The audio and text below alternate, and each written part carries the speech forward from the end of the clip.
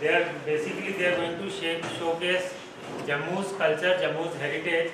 So it will be like bird eye view of Jammu. So you'll get to know lot many things about your culture. It's your culture basically, your heritage.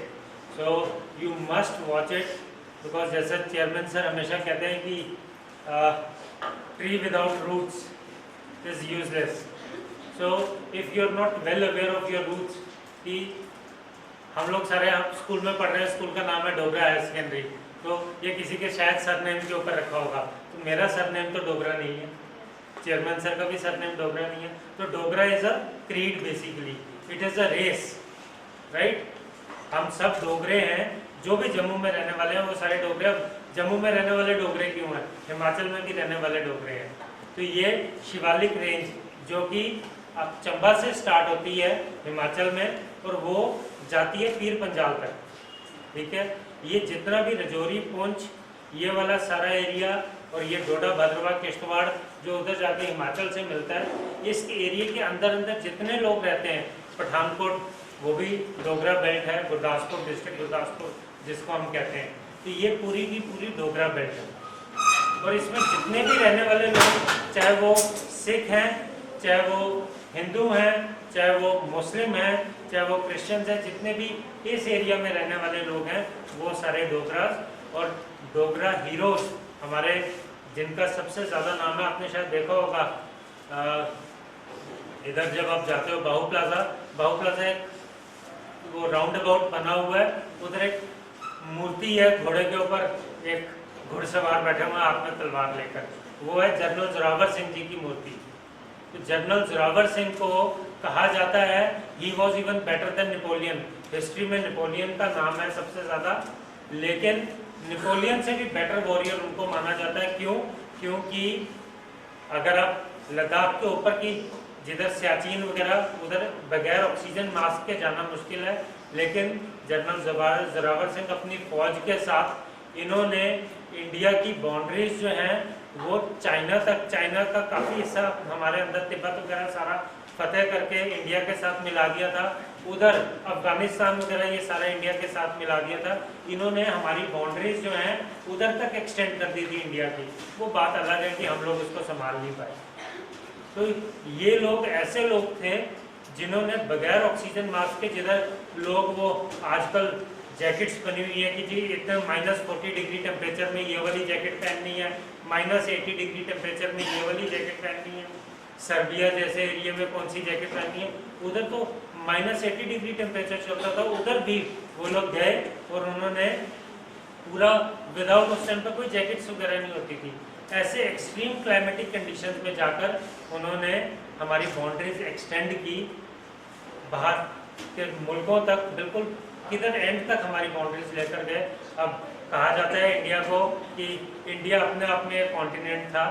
India से कितने देश निकले, नेपाल निकल गया India से बांग्लादेश निकल गया, पाकिस्तान निकल गया, तिब्बत निकल गया, कितनी जगहें इंडिया से निकली हैं ये सारी की सारी. तो ये सारा का सारा डोगरों की देन थी. और अगर आप कभी डिस्कवरी वगैरह पे देखें, उसमें बेस्ट वॉरियर्स का अगर कहीं पे बताया जाता है, तो बेस्ट वॉरियर्स में उसमें स्पार्टकस और डोगरास को कंपेयर किया जाता है हमेशा, कि they're equally good at fighting. So you belong to a very honourable race, ठीक है. सिर्फ हमारे साथ गलती क्या हुई कि हमारे साथ we couldn't find proper place in history. History लिखने वालों ने डोगरों के साथ थोड़ा सा ज्यादती की, तो हमारी जगह नहीं रही हिस्ट्री में, कहीं पे बड़ा ज़्यादा नाम नहीं है. डोगरा रेजिमेंट आपको मिलेगी आर्मी में, आपको और कुछ डोगरों के नाम पे चीज़ें मिल जाएंगी, लेकिन बड़ा ज़्यादा आपको लिटरेचर नहीं मिलेगा हमारे ऊपर, बिकॉज लड़ते रहे, लिखने का टाइम किसी के पास था नहीं कि अपनी गाथाएं भी लिखें हम. सो वही कल्चर आज आपको ये एग्जिबिट करने वाले हैं. ज़रूर देखो, और देख के ये नहीं होता, उसको चैलेंज नहीं करना होता, at least you get to know कि व्हाट इज़ आवर बैकग्राउंड, हम कहाँ से आए हैं और हमारी बैकग्राउंड क्या है, हमारी रूट्स क्या है. सो देख के ज़रूर वो अपने साथ अपनी मेमोरीज में, अपने ब्रेन में, कहीं पे सबकॉन्शियस माइंड में उसको स्पेस दे के बिल्कुल संभाल के रखना, ठीक है। So thank you very much. और I must thank Ramesh Shiv ji कि इन्होंने स्कूल को फैक्ट समझा कि आप लोगों को सबसे पहले दिखाएं। तो thank you so much sir, thank you.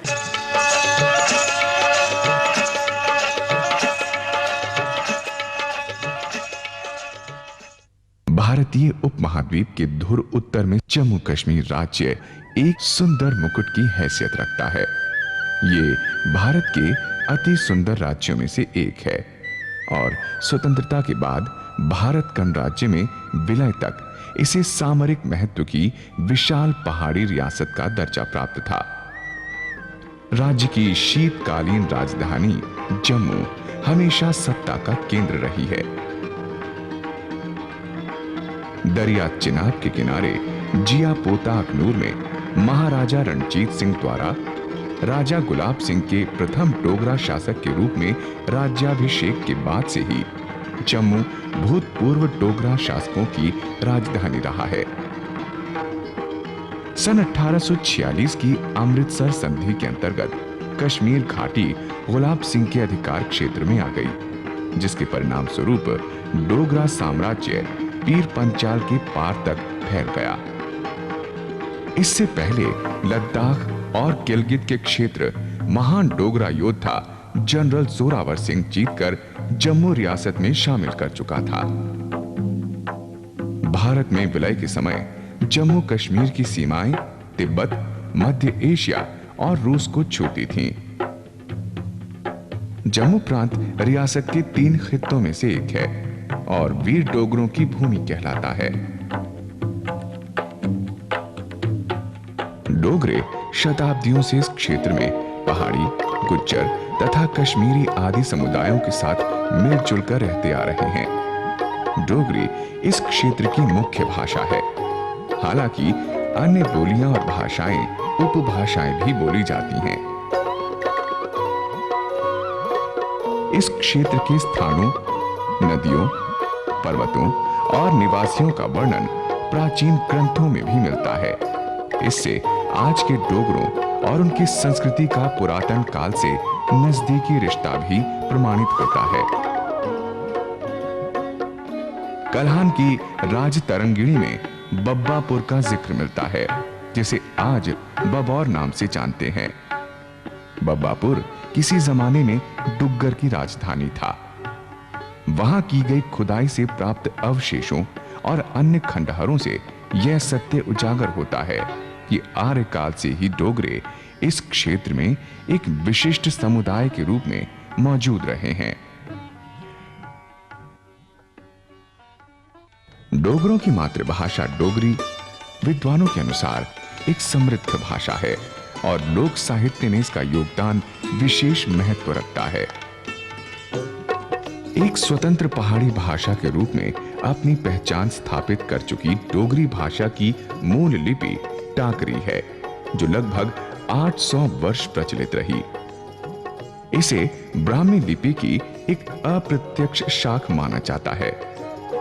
स्वतंत्रता के बाद डोगरी के लिए मुख्यतः देवनागरी लिपि का प्रयोग किया जाने लगा। महाराजा रणबीर सिंह का शासनकाल डोगरी भाषा के विकास का स्वर्ण काल माना जाता है। डोगरा वंश के द्वितीय महाराजा की सरपरस्ती में डोगरी भाषा ने बहुत उन्नति की। जम्मू नगर डोगरा शासकों की राजधानी ही नहीं, बल्कि समस्त डुग्गर प्रदेश की सिरमौर नगरी रहा है। इस शहर की स्थापना के पीछे एक अद्भुत कथा का वर्णन मिलता है। लोक दास्तानों के अनुसार राजकुमार जम्बूलोचन ने शिकार खेलते समय यहाँ एक ही तालाब में शेर और बकरी को एक साथ पानी पीते देखा। उसने इसी स्थान पर एक नगर बसाने का निर्णय किया, जिसका नाम उसने अपने नाम पर जम्बू रखा। धीरे धीरे उनके अधीन आसपास का पूरा क्षेत्र डुग्गर भूमि जम्मू के नाम से जाना जाने लगा। डुग्गर का क्षेत्र मुख्यतः 3 भागों में बटा हुआ है। पहला भाग दूर दराज का पहाड़ी इलाका है, जो 4000 से 8000 की ऊंचाई पर स्थित पर्वतीय चरागाहों, झीलों और मनोरम घाटियों पर आधारित है। दूसरा भाग कंडी क्षेत्र कहलाता है, जो समुद्र तल से 1000 से 4000 फुट की बुलंदी पर स्थित कटी फटी पहाड़ियों और चट्टानों, ऊंची नीची ढक्कियों, कटीली झाड़ियों और तालाबों का शुष्क एवं कठोर भूभाग है। तीसरा भाग उपजाऊ मैदानी इलाके पर आधारित है, जो समुद्र तल से 1000 फुट से कम ऊंचाई पर स्थित है। डुग्गर के इन 3 भागों में बसने वाले आर्य मूल के डोगरों की चारित्रिक विशेषताओं में समानता पाई जाती है, परंतु तीनों भागों में बसने वाले डोगरों की जीवन शैली में भौगोलिक परिस्थितियों के अनुसार विभिन्नता भी देखी जा सकती है। पहाड़ी क्षेत्रों में रहने वाले लोग सादे सरल परंतु स्वतंत्रता प्रेमी डोगरे हैं, जो प्रकृति की गोद में आनंद से रहते हैं। दूसरी ओर मैदानों के निवासियों में पहाड़ियों जैसी सादगी की कमी है, परंतु वो दुनियादारी में ज्यादा समझदार होने के साथ साथ स्वभाव से चतुर भी हैं। कंडी इलाकों में रहने वाले लोगों में एक आदर्श डोगरा चरित्र की सबसे अधिक विशेषताएं देखने में मिलती हैं। वीरता, साहस, सत्य प्रियता, रीति रिवाजों का पालन उनके स्वाभाविक गुण हैं। इस क्षेत्र के डोगरों ने अपनी इन्हीं चारित्रिक विशेषताओं के कारण देश को अनेक महान वीर सिपाही दिए हैं, जिन्होंने युद्ध भूमि में नाम कमाया है।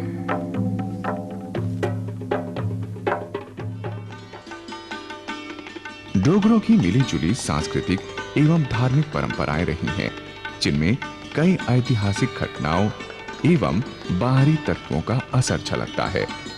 धार्मिक मान्यताओं में भी विभिन्नता है, परंतु अधिकांशतः डोगरे हिंदू हैं, जिनकी धर्म में गहरी आस्था है।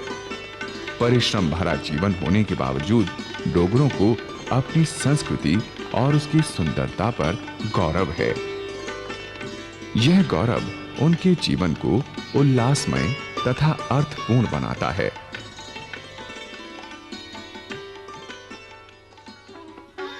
कला क्षेत्र में पहाड़ी मिनिएचर पेंटिंग्स अर्थात पहाड़ी कलम ने दुनिया भर में अपनी विशेष जगह बनाई है। बसोहली की प्रसिद्ध पहाड़ी चित्रकला इसका ज्वलंत उदाहरण है। इस महान कला धरोहर के नमूने देश विदेश में कई कला दीर्घाओं की शोभा बढ़ा रहे हैं।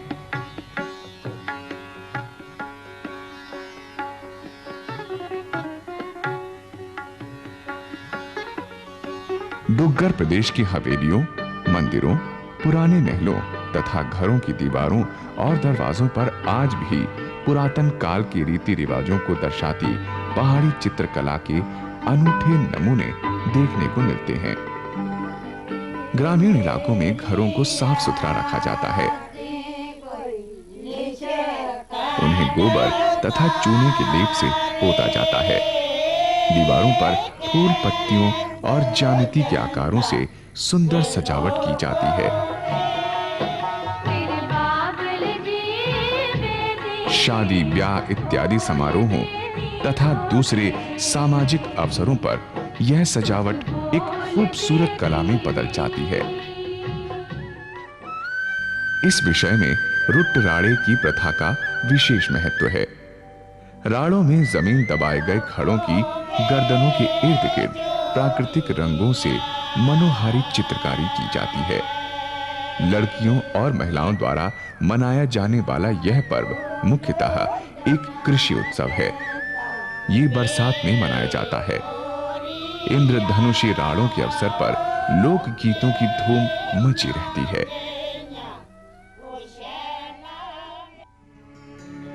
डोगरों का कला के प्रति प्रेम उनके भवन निर्माण में भी झलकता है। इस क्षेत्र में फैले हुए मंदिर, किले तथा महल अपने आप में अनूठे हैं। अधिकांश इमारतों के निर्माण में सुरक्षा को प्राथमिकता दी गई है। यदि पूरे क्षेत्र की ऐतिहासिक इमारतों में प्रयोग हुई निर्माण सामग्री पर ध्यान दिया जाए तो पता चलता है कि सैंडस्टोन यानी रेतीले पत्थर का प्रयोग सबसे ज्यादा हुआ है। ये पत्थर डुग्गर भूभाग में आसानी से उपलब्ध हैं। इस पत्थर से बनी हुई ईंटों और देव प्रतिमाओं का सबसे अधिक प्रयोग बावलियों के निर्माण में हुआ है। तहसील रामनगर तथा रामकोट के क्षेत्र में आज भी उन बावलियों की भरमार है जिनमें स्थापित देवी देवताओं की प्रतिमाएं मन को मोह लेने वाली हैं।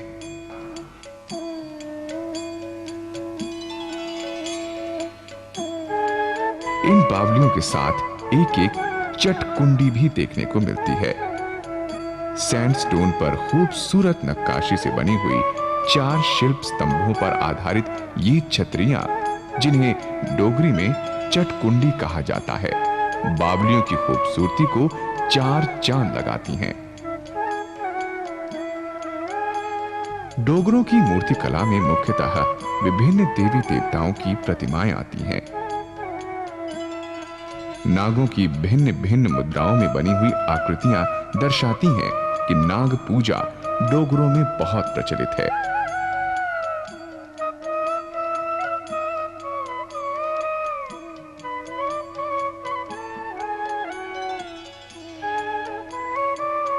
सामान्यतः हर एक डोगरा परिवार का अपना कुल देवता तथा शीलावती या सजावती होती है, जिनकी मूर्तियों को देहरी में प्रतिष्ठित करके उनकी विधिवत पूजा की जाती है।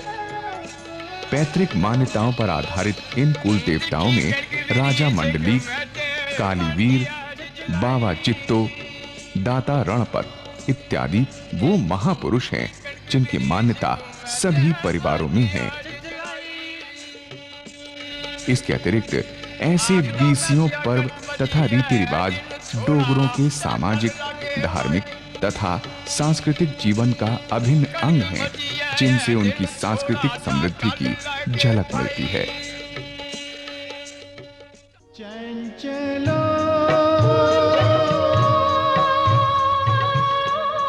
चंचलो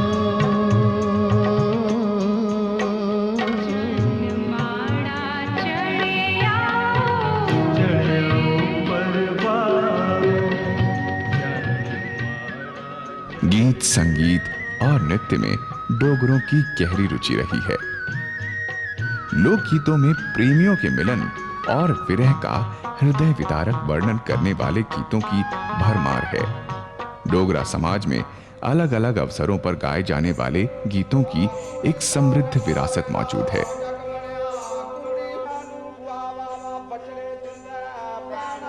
मुख्यतः 2 प्रकार के लोकगीत अधिक प्रचलित हैं। लोकगीतों की पहली श्रेणी में कारके और बारें आती हैं, जिनमें महान विभूतियों और महापुरुषों का यशोगान होता है। इन्हें जोगी और गार्डी पेश करते हैं।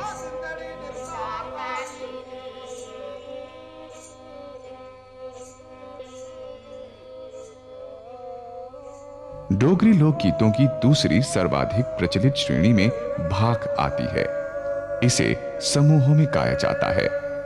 ये एक विशिष्ट गायन शैली है तथा इसमें वाद्य यंत्रों का प्रयोग नहीं होता। इसके स्थान पर सुरों के उतार चढ़ाव से अजीब सी हारमोनी पैदा की जाती है। लोक नृत्यों में कुड प्रार्थनाओं, धार्मिक अनुष्ठानों या किन्हीं विशेष उत्सवों पर किया जाता है। पहाड़ी इलाकों में किया जाने वाला कुड कंडी के कुड से भिन्न है, परंतु दोनों में लय और पदचाल एक जैसी हैं।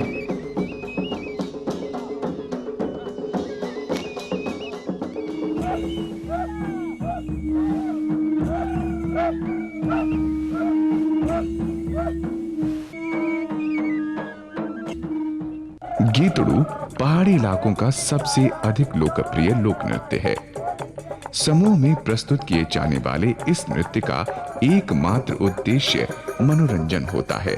गीतड़ू की विशेषता संगीत की धुन पर नर्तकों के पांव की थिरकन होती है। एक अन्य प्रकार का लोक नृत्य गगैल किसी देवता को प्रतिष्ठित करने से पूर्व रास्ते में चलते चलते प्रस्तुत किया जाता है।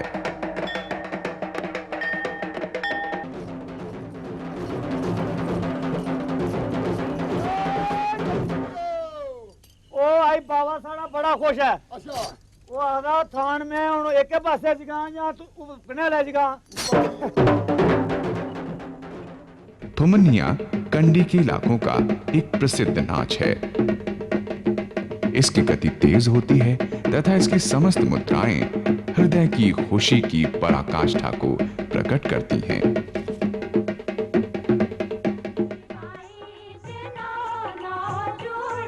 जागरना और तमच्चड़ा जैसे नृत्य विशेष तौर पर महिलाओं द्वारा रात रात भर जागकर आनंद और मनोरंजन के लिए किए जाते हैं।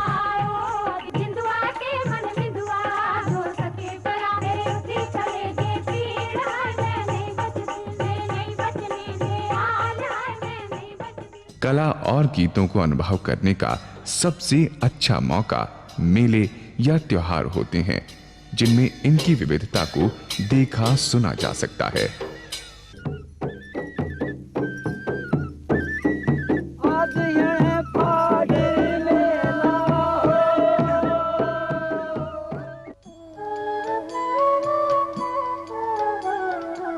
धार्मिक पर्वों में पुरमंडल का महत्व सबसे अधिक माना जाता है।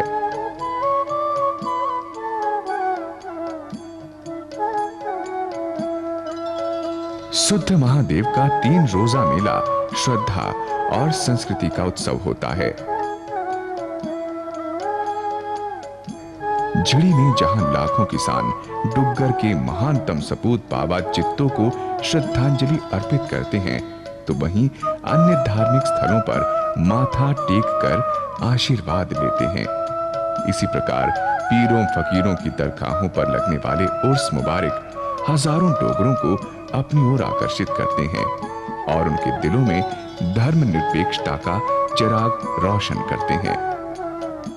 मंदिरों के शहर के नाम से विख्यात जम्मू में रघुनाथ मंदिर, पीर खो, रणबीरेश्वर आदि कई प्राचीन मंदिर डोगरों की श्रद्धा भावना के परिचायक हैं। कई मस्जिदों, गुरुद्वारों और गिरिजाघरों की मौजूदगी इस क्षेत्र की मिलीजुली गंगा जमनी संस्कृति की गवाही देती है। डोगरों में सामाजिक उत्सवों तथा समारोहों पर प्रीति भोज का आयोजन एक सामान्य बात है। धाम, जग, भंडारा इत्यादि कहलवाने वाले इन भोजों में जमीन में खुदे हुए लंबे आकार के चूल्हे का प्रयोग किया जाता है, जिसे डान कहा जाता है। खाना पकाने के लिए जिन बड़े आकार के देगचों का प्रयोग होता है, उन्हें सगला कहा जाता है। सामुदायिक भोज में खाना मुख्यतः पलाश के पत्तों की बनी पत्तलों और डूनों में दिया जाता है।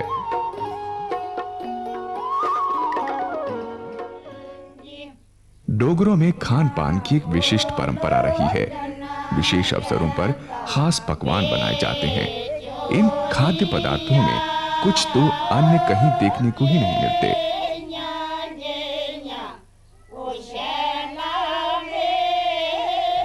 इसी प्रकार और कई पदार्थ अलग अलग इलाकों में अलग अलग ढंग से बनाए जाते हैं।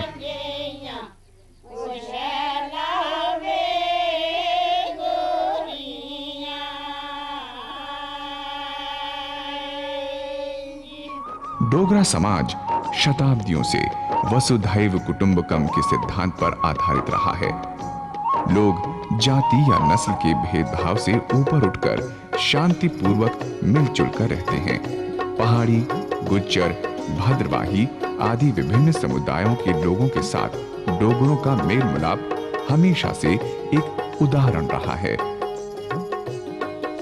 साहित्य सृजन की अभिवृद्धि में अनेकों माननीय लेखक जुटे हुए हैं, जिसमें सरकारी और अन्य संस्थाओं का भी उन्हें भरपूर योगदान मिल रहा है।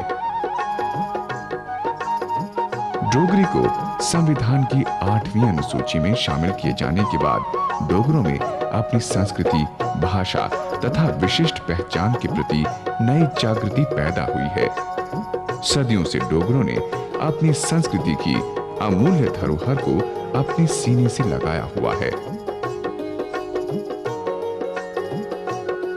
संस्कृति की इसी धारा में कला, रीति रिवाज, लोक साहित्य, लोक विश्वास, इतिहास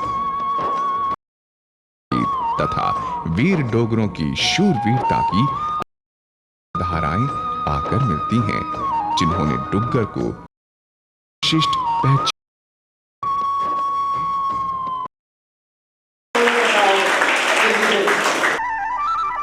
बर्फ से ढकी आसमान को चूमती चोटियां, सरसब्ज व शादाब घाटियां, लहराते गुनगुनाते झरने, हवाओं से अटखेलियां करते चील और देवदार के जंगलों से मालामाल ये डुग्गर धरती, जहां एक तरफ लोगों को दावते नजारा देती है, वहीं त्रिकुटा की पहाड़ियों में माता वैष्णो देवी और कांगड़ा में ज्वाला जी उनके आकर्षण का केंद्र हैं। यहां की पुरानी इमारतें एक ओर डोगरों की बहादुरी की जीती जागती तस्वीरें हैं, तो दूसरी ओर भिन्न भिन्न कलाओं का जीता जागता नमूना। यही नहीं, डुग्गर की यह धरती परंपरा और लोक संस्कृति का अनमोल खजाना भी अपने अंदर सिमेटे हुए है। यूं तो हर प्रांत के शादी ब्याह अपने आप में रंग मस्ती लिए होते हैं, लेकिन डोगरों के यहां इस रंग मस्ती का आलम ही कुछ और है। आइए आज हम आपको लिए चले एक ऐसे डोगरा परिवार में जहां शादी ब्याह के रंगों की धूम है।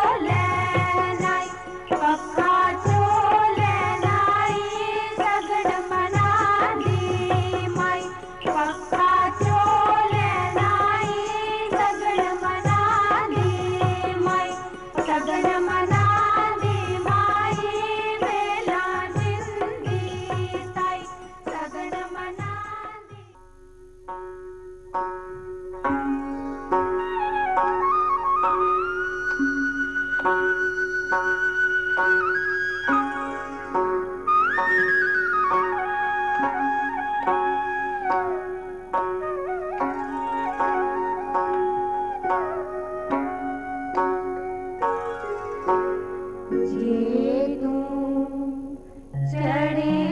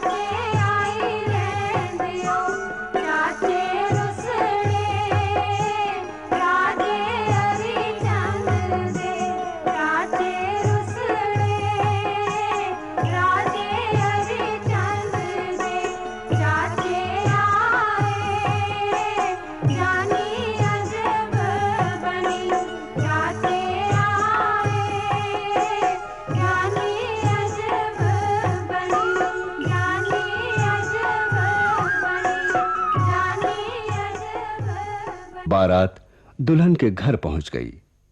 सालियां बहनोई को सिठनियां देती हैं, यानी दूल्हे और उसके रिश्तेदारों का तरह-तरह के नामों से मजाक उड़ाया जाता है।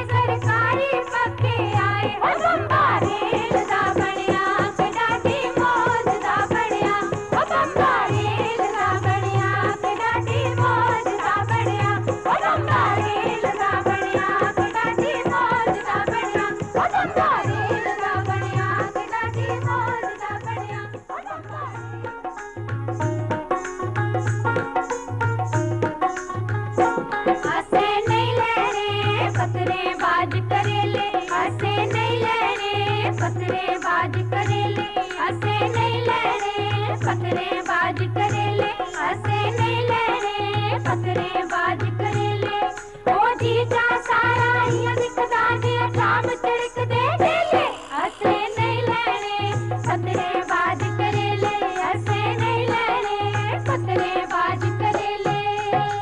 बारात तो कब की चली गई। घर के मर्द बारात के संग चले गए हैं, पीछे सिर्फ औरतें रह गई हैं। इस मौके पर वो सारी लाज शर्म ताक पर रख अपने मन के मोर को नाचने के लिए खुला छोड़ देती हैं। नाच गाने का यह खास कार्यक्रम जागरना सिर्फ और सिर्फ औरतों और लड़कियों के लिए ही होता है।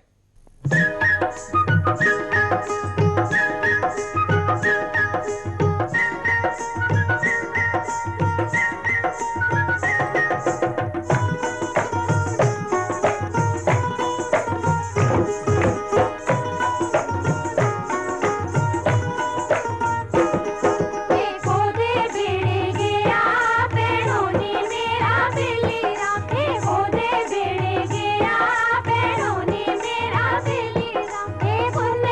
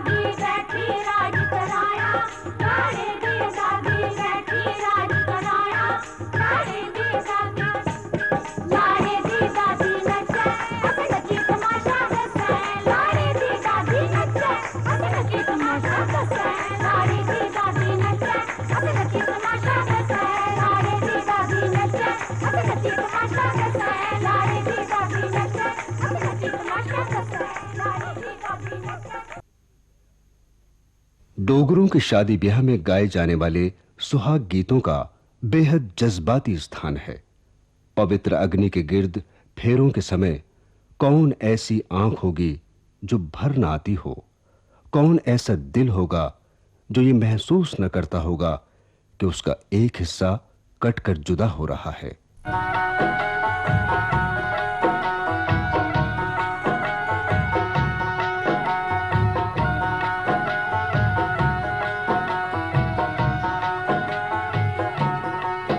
मेरे बाबल जी बेटी ने बोल देनी तोते, तुस बोल देगी नहीं। मेरे बाबल जी